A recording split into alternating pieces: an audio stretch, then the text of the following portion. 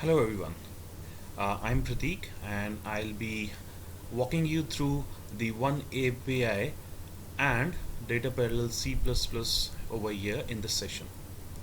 So in this session we'll discuss what is one API from Intel, what is data parallel C++, and how can we use data parallel C++ for our programming requirements, and then we'll talk about the Intel uh, one API based toolkit as well. So to start with, we'll discuss initially what are the programming challenges that we have. As a programmer, what are the main programming challenges that programmers face every now and then when they are developing their programs, their applications for different types of architectures? So when we say different type of architectures, these architectures may differ. So the architecture could be based on a CPU, or we could have an architecture where we have a CPU and a GPU combination. That means we have an accelerator as well along with CPU. So these accelerators could be GPU, we can have AI based accelerators as well. Apart from that, we also have field programmable gate arrays, that is the FPGA type of an architecture. So around the globe, when developers they are developing applications, when they develop their programs, so the problems, the main issues they generally face is that there is no common programming language or an API set which is available for these different architectures. So if they're programming for CPU or an heterogeneous environment containing CPU and GPU as well, or even if they're programming for FPGA, they always face these issues. There's no common programming language, or there's no common set of libraries. There are no common APIs that they can use for different kinds of architectures. Also, for different platforms, the programming language supports the tools, the libraries which are developed. It is different for different platforms as well. So there is no common methodology, common way to implement the programs, implement the applications for different architectures and platforms using a common language or common set of APIs. So that's these are the main issues that we have. And when we have applications which are very much diverse based on the data centric hardware requirements. So programmers across the globe, across the industry, they always face these issue of not having a common platform, not having a common API, not having a common language to implement. So every now and then they have to implement differently for different architectures, and there is also no flexibility in this case, and there is no reusability of the code as well. So the same code cannot be used for different architectures or over different platforms. So they have to build these codes again. Another issue here comes is then there is a huge investment as well when you're learning different tools, when you're buying different software tools, APIs, libraries. There is a lot of investment in the industry related to this. So taking consideration all these issues that we have in the development, that programmers and developers are facing, that industry in general is facing these issues. So keeping all this in mind, Intel has come up with a solution called as Intel one API. This is where Intel is introducing one API that is gonna solve all these issues we have mentioned here. So the issues where we do not have a common language, we do not have common set of APIs for all different architectures, we do not have a common tools available for different platforms. Here one API solves these issues. So in one API, it sits on the hardware architectures, whether it is a CPU or an heterogeneous architecture of CPU and GPU combination, or whether it is FPGA or any other accelerators we have, even we have AI accelerators. So over this, we have one API available now from Intel, and this one API contains two major segments. One is the industrial initiative from one API, and another one is the other Intel products we have in this one API. So this one API is a unified, a simplified language and a set of libraries that we have, and this provides us with the facility of creating parallel programming. So this unified programming model called as oneAPI is there to simplify all the issues we had with the programming environment so far, having different and diverse architectures, different and diverse platforms, and then using different tools for these different platforms. So all this issue has been solved here. We have simplified the solution for these issues, and moreover we have unified and simplified language form. We have different libraries that allows the parallel programming. So what is there in oneAPI we are going to discuss here. And also it supports the native high level programming and high performance computing programming models as well. So that is another advantage we have with oneAPI. So above oneAPI we have the middleware and frameworks which are developed over oneAPI, that sits on the oneAPI base, or I would say a strong foundation of oneAPI, where we have the industrial initiative standards, we have the Intel product libraries, and then we have the framework APIs, and that can be used for application workload deployment and development. So how this oneAPI is working and what are the chief elements we have in this oneAPI. So just above the hardware architecture, that means we have the CPUs and other accelerators, what we call as a XPUs in general. So we have a low level hardware interface here. So we are interfacing with the hardware architecture, and what is being interfaced here is we have a oneAPI industry specification which has a direct programming model, and we have an API based programming model. So when we say direct programming model, for that Intel comes up with data parallel C++, also called as DPC++ in short. So data parallel C++, it is a combination of syntax standards and the constructs taken from C++, and the syntax and parallelism functionality taken from SYCL. So we have a combination of C++ and SYCL that provides you with the basic constructs of C and C++ and the parallel execution functionality from SYCL. The reason being data parallel C++ is important here is that most of the programmers across the globe, most of the developers and most of the developer community we have, they are very much familiar with C and C++ programming constructs. And using SYCL with C++ allows us to create parallel execution of our programs, and this parallel execution can be done using the CPU and GPU heterogeneous models. We can use other accelerators like AI accelerators and FPGA as well. So this parallel execution fasten ups the execution of your application code. Then also we have API based programming model. So the API based programming model contains the libraries. It is where it contains a rich libraries available for data parallel C++ and other programming constructs as well. Above that we have the middleware and other frameworks, the abstract level and top level frameworks which are used to develop the application, and then the application workloads gets executed through these layers of framework and oneAPI specifications. So talking more about data parallel C++, what data parallel C++ is made of, what are the chief elements in data parallel C++.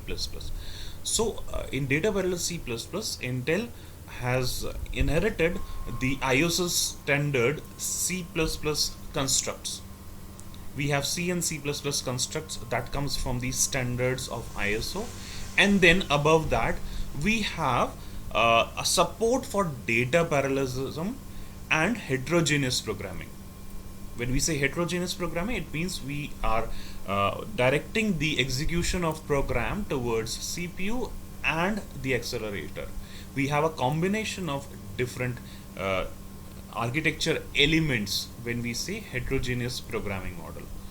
So both data parallelism and heterogeneous models are supported using the SYCL architecture, and the SYCL has been taken from the Chronos group. So a combination of ISO standard of C++ and Chronos group SYCL, syntax and semantics, and the constructs that allows data parallel execution over the heterogeneous environments as well. That is what we have in data parallel C++. And above that, we have a community extension layer as well. So this community extension layer allows us for a continuous development of data parallel C++, so that the community members, the developers from the community, various communities, they come together, they evolve and develop cooperatively the constructs of data parallel C++. They develop more number of libraries into it, more number of extensions are provided to it. That is where the Intel plans that the data parallel C++ should continue to grow with time.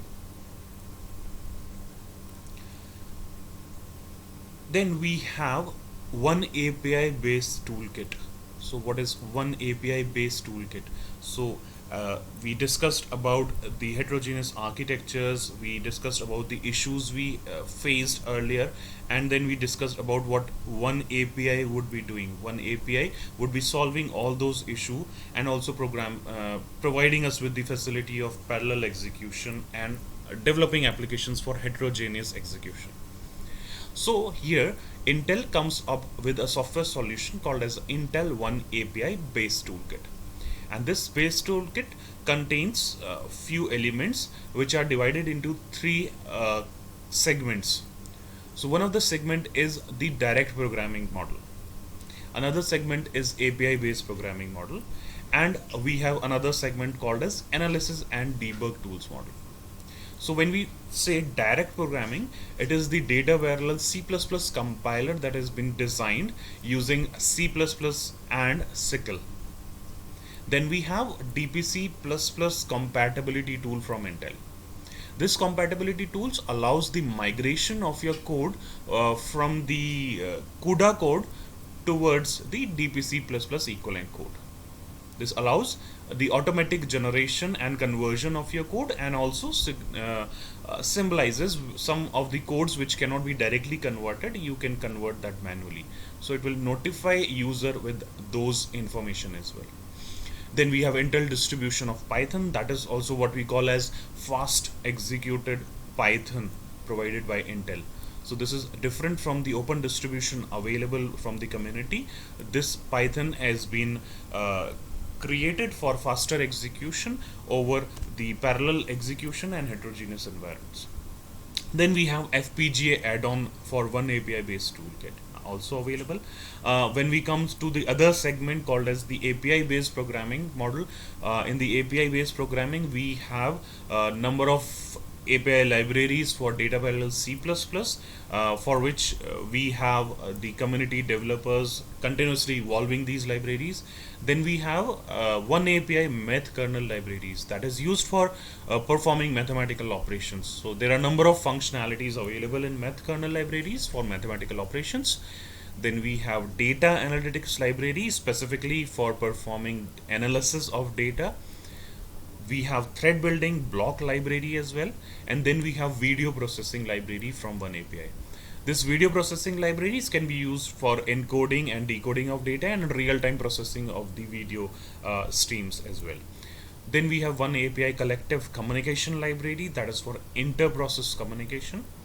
Then comes the deep neural network library. This deep neural network libraries allows the programmers to create deep neural network models, and then it also has the frameworks available, that is the TensorFlow and PyTorch, the famous frameworks in deep neural network and deep learning, deep machine learning algorithms. So we have TensorFlow and PyTorch available in this library. Then we have integrated performance primitive as well. And then coming to the third segment of analysis and debug tools. In this analysis and debug tools, Intel provides us with vTune Profiler. So vTune Profiler, it analyzes your program code, and it tells you about the execution time that your program will take when it runs over CPU. Then it creates a comparison if you run the same code on the GPU, how much time it would be taken. Then there is also a comparison if you create a heterogeneous environment where it's a combination of CPU and GPU is being used, so how much time it takes to execute that code with that combination.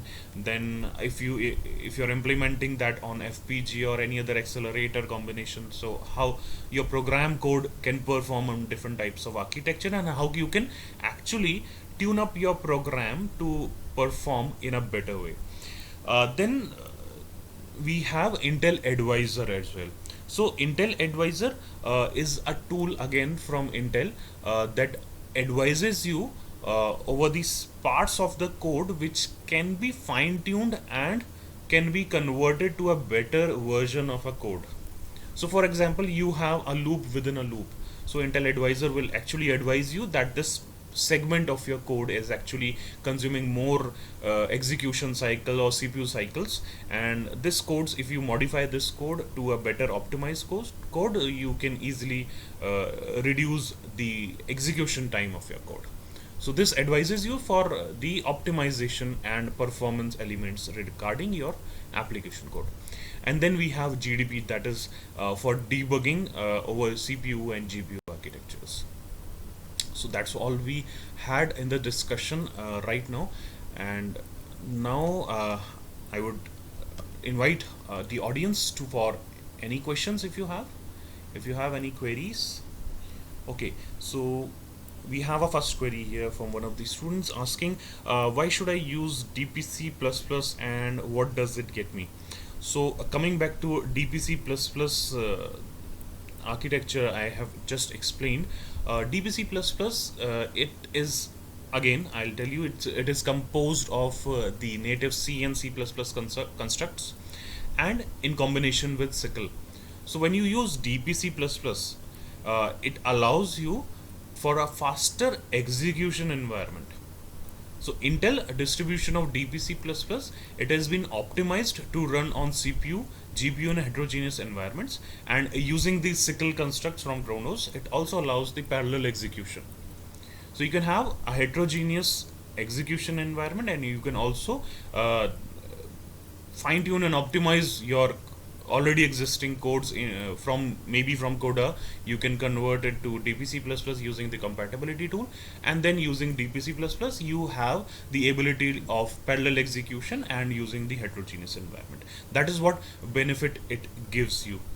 When you compare your the primitive codes in C++ or any other programming construct, and when you compare the execution and performance of all those primitive codes with the DPC++ or data parallel C++ codes, and especially when you compare it with running on the simple CPU and then running on heterogeneous environment, like using some accelerators like GPU with your CPU, you'll definitely find that this code runs in a much faster. It is executing in less time, and there is less latency, and then definitely it is also providing you with the facility of optimizing your code through ViewTune Profiler. You have the compatibility tool to convert your Coda code to DPC++, so that if you already have an existing code in Coda, you can change it to DPC++. And also you have the Intel Advisor, which tells you which programming constructs are actually taking more time for execution, so you can optimize your code using these tools. So this is where the DPC++ and the supporting tools from Intel, they will definitely benefit you a lot when you start using DPC++ rather than using the old methods of the programming construct. Okay, so we also have another question from John, and he's saying that could you elaborate on code reuse across architectures? Okay, so when we say reusability of the code across different architectures, for that I mean what the issues we faced earlier when we are not working for Intel oneAPI, when we are not working with DPC++.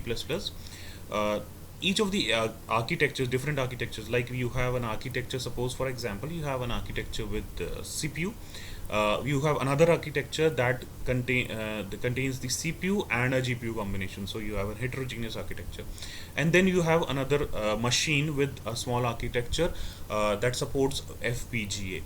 So if you need to develop a code for the machine 1 which has only CPU, another machine 2 which has a combination of CPU and GPU, and another machine which has only FPGA. In the old times, we need to create and prepare different codes for these different architectures. So there wasn't any reusability available. So you'll be using one programming language and a set of APIs and libraries to create a program for simple CPU architecture. Then if you're working on GPUs or a combination of CPU GPU, then you need to then again change your code using different set of APIs or libraries. So it is possible that the same programming language is not available with all these functionality for heterogeneous execution and heterogeneous implementations as well. And there might be possibility that the same programming language does not have a support for creating a code for FPGAs. So that is where there wasn't any reusability. Now when we say we have Intel oneAPI, we have an industry initiative from oneAPI, and we have a DPC++ architecture available with us. So here oneAPI and DPC++, this allows the reusability of code on different architectures. So the same code can be used to target the execution on CPU. Same code can be used to target an execution over CPU and GPU combination, that means on a heterogeneous architecture, and same code can be used to target an execution over FPGA. So that is where the compilation of DPC++ comes into this phase, and it plays an important role here. It will compile the code into a form which is executable on different kinds of architecture. And when you target an execution machine or an execution environment for your code, DPC++ compilers, they will automatically make your code compatible to be executed on only CPUs or a combination of CPU and accelerator, and only on FPGA. So accordingly, the binary that is executable onto different architecture, it is created, optimized and modified according to the target environment. So you always have an option to define different targets for the same code. So you will be using the same code on different types of architecture. There is no need to create a different code. You do not need different programming languages, and do not even need different APIs or libraries to be learned, to be implemented, and again recoded for different architectures. So the same set of libraries, same APIs and same programming language would be used, and the same set of codes will be used to execute on different kinds of architecture. I hope that answers your question. Okay, thank you so much.